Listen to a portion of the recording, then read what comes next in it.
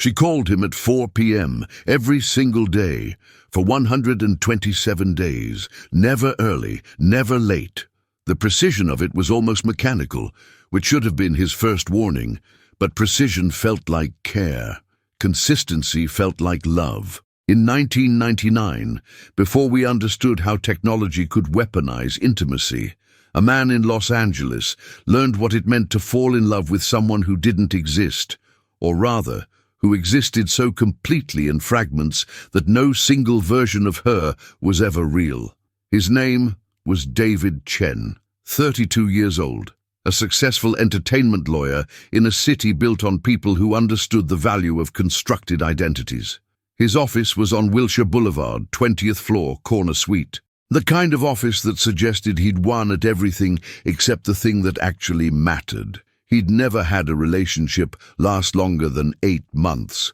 His father had been a divorce attorney, the kind of man who taught his son that love was a contract waiting to be broken, that trust was a liability you carried until the moment it destroyed you.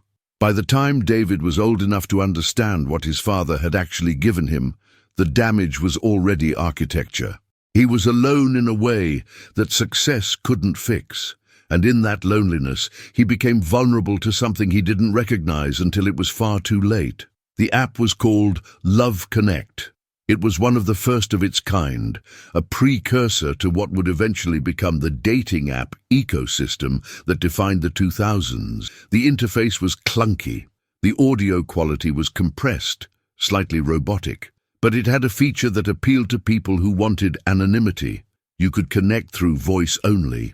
No pictures, no names, just voices and the stories people told about themselves. For someone as lonely as David, this felt like possibility.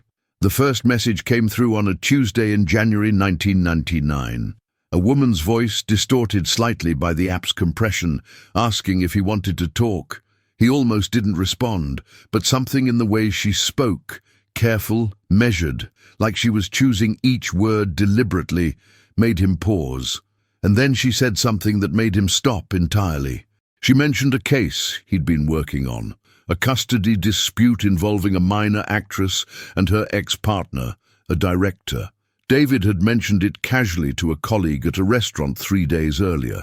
He hadn't posted about it anywhere, hadn't told anyone outside the firm, and yet this stranger on an anonymous dating app knew about it. He asked her how she knew. She didn't answer directly. Instead, she asked him a question. Do you want to know, or do you want to keep talking? He chose to keep talking.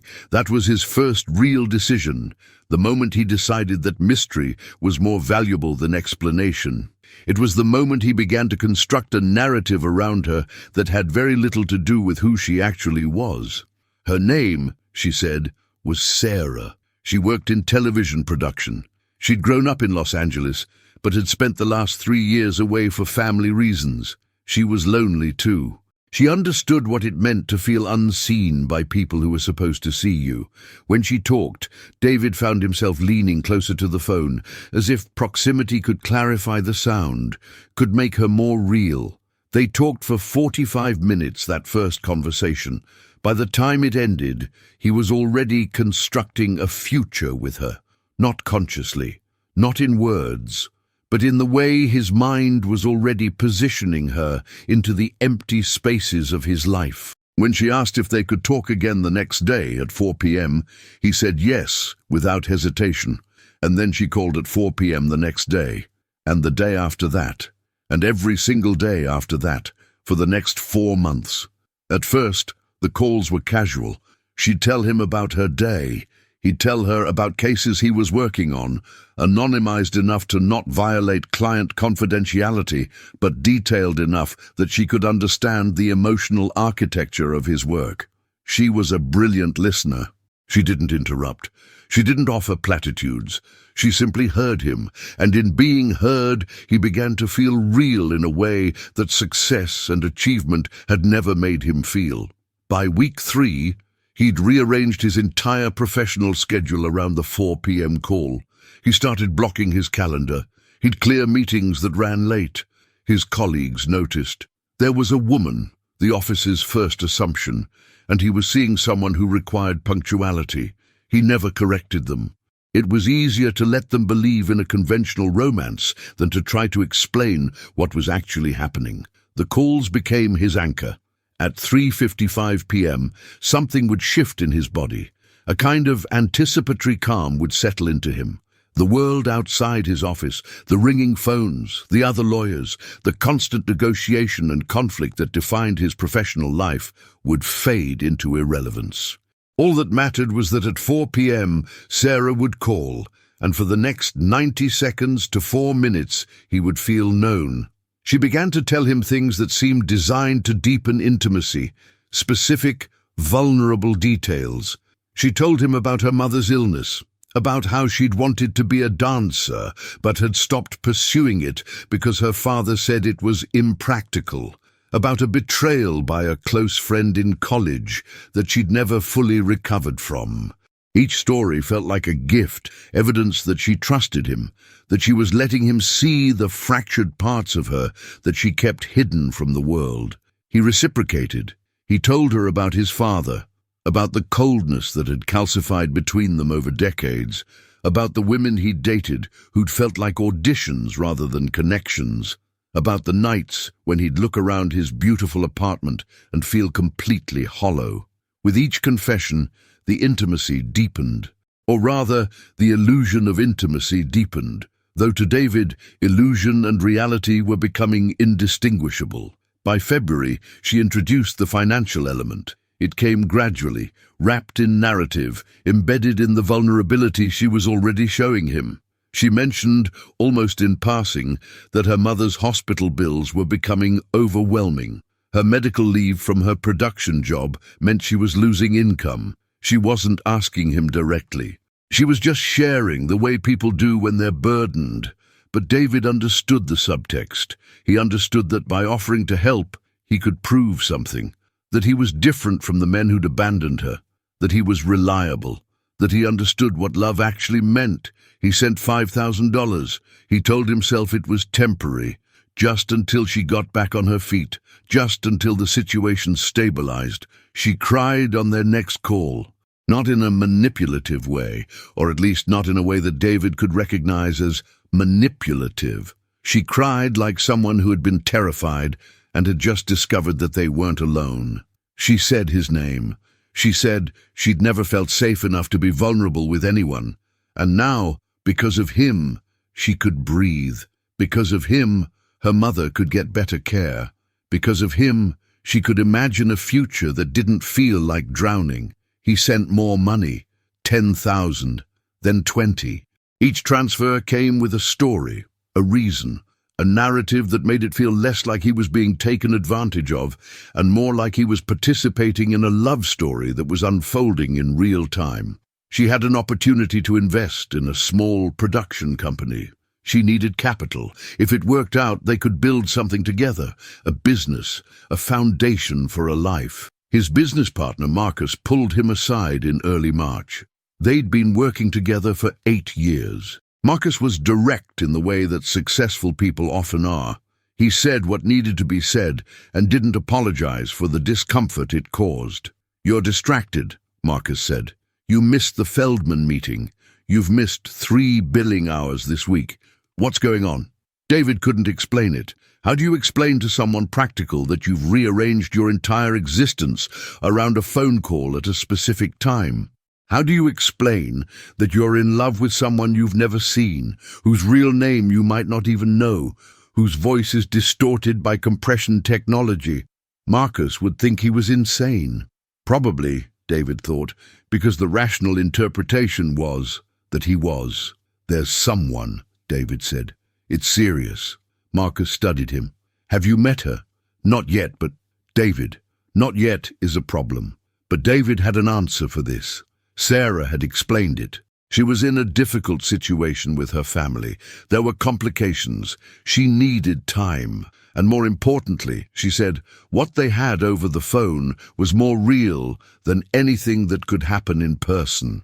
In person, there would be physical attraction, biological impulse, the usual corrupting factors of embodied connection. What they had was pure. It was just two minds, recognizing each other across the void. He believed her. Or more accurately, he needed her to be right, so he arranged his reality to accommodate the belief. By April, he'd transferred her $180,000. He'd taken out a second mortgage on his apartment. He'd liquidated a significant portion of his retirement accounts. When his accountant asked him what he was doing, he said he was making investments. It wasn't technically a lie. He was investing in a future, just not the kind his accountant was asking about. The calls continued. They became longer. She would talk about the future in specific, detailed ways. A house in Malibu, not huge, something tasteful, with a view of the Pacific. A garden where she could grow the flowers she'd always wanted to grow. 2 children, maybe 3. A life where she wouldn't have to work unless she wanted to. Where she could just exist, safe and seen, in a way she'd never been allowed to exist before. He would sit in his office, the city sprawling below him, and he would visualize this future so vividly that it began to feel like memory rather than imagination. He could see the interior of the Malibu house. He could feel the salt air. He could hear her laughing in a way that suggested she'd never had a reason to laugh before. And then, in late April, something shifted. It was small, barely noticeable, but once he noticed it, he couldn't stop noticing it. She told him a story about her childhood, a memory of her father taking her to the beach when she was 6 years old. She'd told him this story before, or rather, she'd told him a similar story, but in this version, the details were different. In the first telling, her father had bought her an ice cream. In the second telling, there was no ice cream. Instead, he'd won her a goldfish at a carnival game. Same day, same beach, different details. He didn't mention it, because mentioning it would mean acknowledging that something was wrong. And if something was wrong with her story, then everything he'd built on the foundation of her stories would collapse. So he pushed the inconsistency into the background of his awareness, the way you learn to ignore a sound you hear every day. But the inconsistencies continued. Small things, major things. She told him her mother had been a nurse. Later, she said her mother had been a teacher. She said she'd studied biology in college. Then she mentioned a degree in art history. She said she'd never been to New York. Then she talked about an apartment she'd lived in on the Upper West Side. Each time, David made the same choice.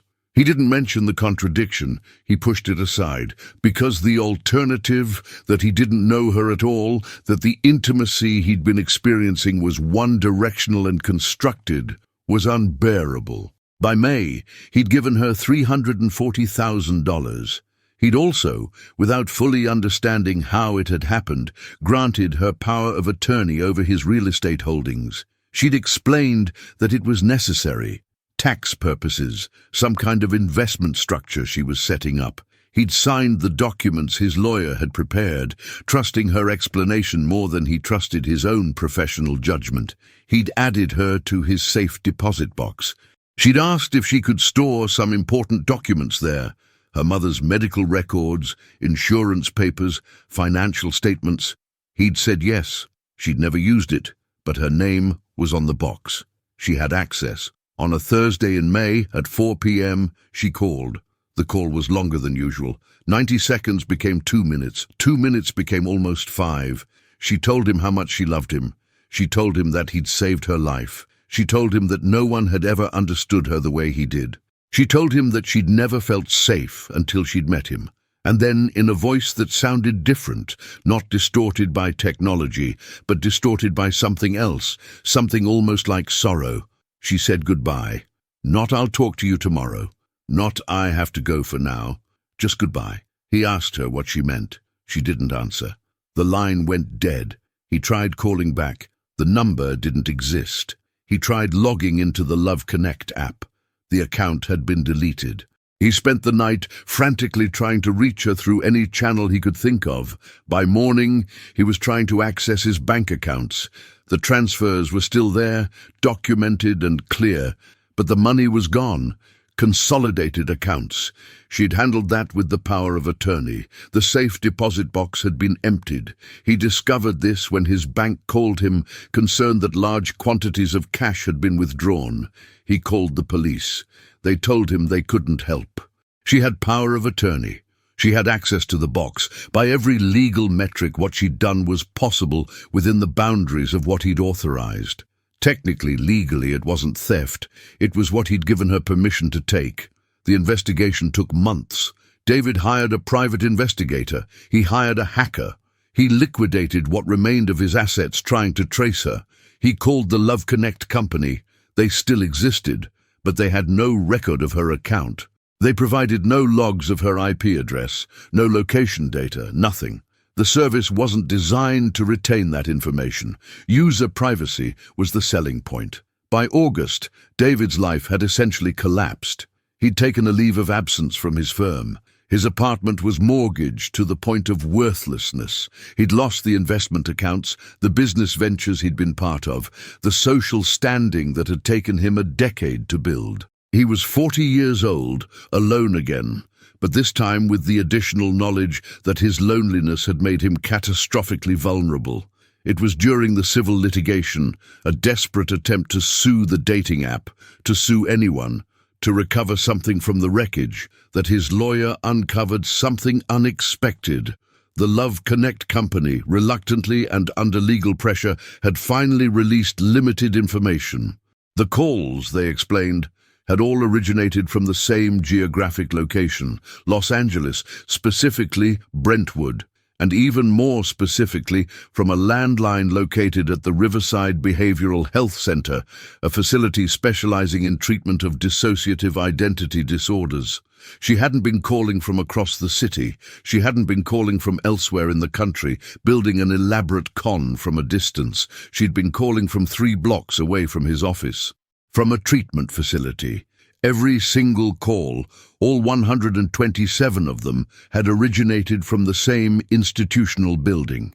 The facility confirmed, with significant legal coercion and privacy caveats, that a patient matching a vague description had been in their care during the relevant time period. The 4 p.m. calls aligned with her supervised recreational time.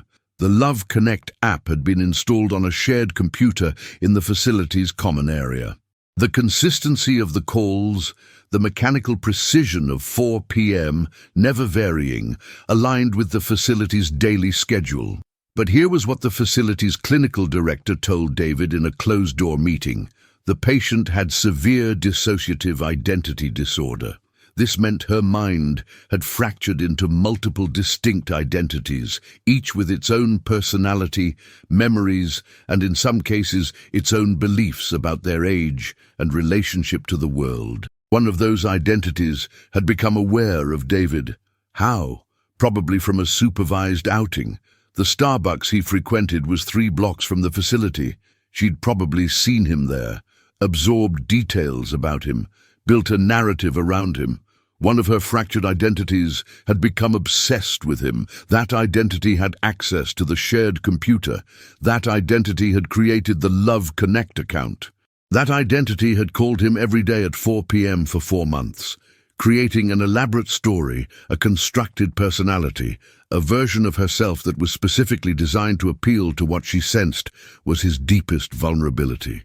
And then, at some point in late April or early May, her primary consciousness, the core identity that the treatment was designed to stabilize, had begun to reintegrate. The fragmented self that had been calling him, that had been professing love and connection, that had been receiving his money and building towards some climax, had begun to recede. It didn't disappear entirely. Dissociative identity disorder doesn't work that cleanly. But it lost access to the conscious mind. It lost the ability to make decisions. The facility director explained that the patient herself had no clear memory of the calls. She knew, intellectually, that they had happened. The clinical staff had told her. There were records, but she couldn't access the subjective experience of making those calls. She couldn't remember the intimacy, or the vulnerability, or the love. Those memories belonged to an identity that no longer had the neurological access to be conscious. David sat in that meeting and realized something that would fundamentally change how he understood everything that had happened. Sarah was real, and Sarah didn't exist. The woman he'd fallen in love with was both the most honest version of that patient and the most impossible version of that patient. She wasn't a con artist executing a clever scheme. She was a fractured mind desperately trying to create continuity, to exist as a unified person, even if that unification meant stealing and deceiving. And the thing that broke something fundamental in David was this. In her fragmentation, she had genuinely loved him, not as part of a con, but as part of her attempt to exist, to be real, to matter to someone. He never pursued legal action. The facility's insurance company offered a settlement, which he declined. There was no villain in this story, he realized.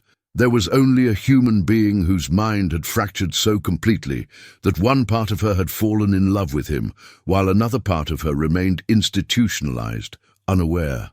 There was only himself, so desperate for connection that he'd ignored every inconsistency, every red flag, every moment of doubt, because the alternative was acknowledging that he'd been susceptible to the deepest kind of loneliness. If you're listening to this and you've ever felt that kind of isolation, so complete that another person's attention feels like survival, you understand what David experienced. You understand how easily the mind can construct narratives that override reality, how quickly we can become complicit in our own deception when the alternative is returning to the void. Do you know someone who's experienced something like this? Have you had a connection that seemed inexplicably deep, too good to be true, until the moment when it shattered? If you're in Los Angeles, in the greater metropolitan area, in this city where identities are constructed and reconstructed constantly, I want to know your story. Send your submissions to velvettrapsagmail.com. Include your city. We're building a global community of people who understand the psychology of deception, people who've felt the terror of discovering that connection itself can be weaponized, that intimacy can be fractured, that love can exist in fragments. If you've ever been the person calling at 4 p.m., unable to remember why the next day, you understand fragmentation. If you've been the person waiting for that call, arranging your entire life around a phone number that existed nowhere but in your desperate hope, you understand vulnerability. Both experiences are real, both matter, both deserve to be examined without judgment. The final question isn't who deceived whom.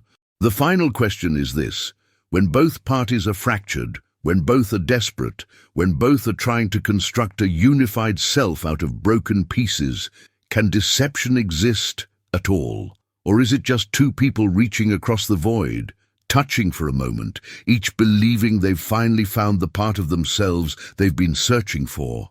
David never saw Sarah, not in person, not after that final 4 p.m. call in May 1999. But he learned her identity eventually, through the facility's legal disclosure. He learned her real name. He learned that her primary identity had no memory of loving him. She couldn't access that experience. But the fragments of her, the fractured selves that existed in the spaces between her conscious awareness, those fragments still carried the weight of that connection somewhere in the neurological architecture of her being. He learned that she continued treatment for another 3 years, that she eventually achieved a kind of stability that didn't require hospitalization, that she built a quiet life in Pasadena, working at a bookstore, living alone, never again attempting the kind of fragmented relationship she'd created with him. He also learned that she'd received a letter from him, a single letter after the settlement. In it, he didn't ask for forgiveness. He didn't ask for explanation. He simply wrote, "The 90 seconds at 4 p.m. were real. Whatever fractured part of yourself existed then, whatever version of you called me every day, that version was genuine. I know you can't remember her, but I do, and that means she existed. That means something." The facility never told him if she wrote back. They never told him anything else about her after that. Privacy laws and clinical boundaries prevented it. But he knew from her behavior in the months after receiving his letter that something had shifted. She requested access to her own patient files. She began to engage more actively in her treatment, asking questions about her lost identities, trying to build bridges to the fragmented selves that she couldn't consciously access. This is what makes this story different from a simple con, from a case of manipulation and theft. This is what transforms it from psychology into something almost spiritual.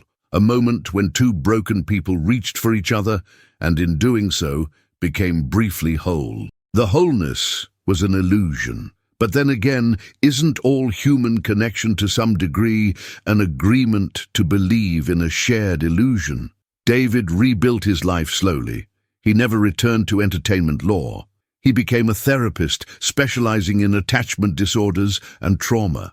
He understood from the inside how desperately the human mind seeks connection, how far it will go to construct narratives that explain loneliness, how easily vulnerability can become weaponized, either deliberately or unconsciously.